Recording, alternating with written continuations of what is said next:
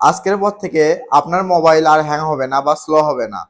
তো অনেক সময় দেখা যায় আমরা অনেকগুলো অ্যাপস ইনস্টল করি, ইনস্টল করার পরে সেগুলো আবার আনইনস্টল করে দিই হ্যাং হ্যাং করার জন্য।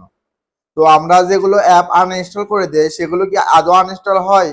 কখনোই হয় না। তো একবারে সেগুলো অ্যাপ কিভাবে ডিলিট করবেন সেটা আমি আপনাদের আজকে দেখাবো। তো এর জন্য প্রথমে আপনাদের প্লে স্টোরে যেতে হবে। প্লে স্টোরে যাওয়ার পরে এখানে আপনার জিমেইল অপশনে ক্লিক করবেন। ক্লিক করার পর দেখতে পাচ্ছেন এখানে ম্যানেজ অ্যাপ অ্যান্ড ডিভাইস লেখা আছে, এখানে ক্লিক করবেন। ক্লিক করার পর দেখতে পাচ্ছেন এখানে ম্যানেজ লেখা আছে, ম্যানেজে ক্লিক করবেন।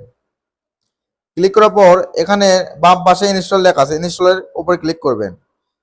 ক্লিক করলে দেখতে পাচ্ছেন এখানে নট ইনস্টল লেখা, এখানে ক্লিক করবেন।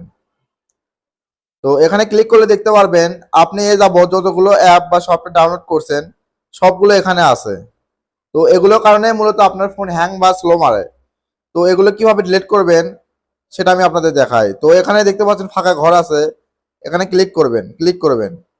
তো সবকটা ক্লিক করার পর এখানে আপনি উপরে ডিলিট অপশন দেখতে পাচ্ছেন, এখানে ডিলিট অপশনে ডিলিট করে ক্লিক করে দেবেন। তো তাহলে আপনার ফোন আর হ্যাং বা স্লো হবে না।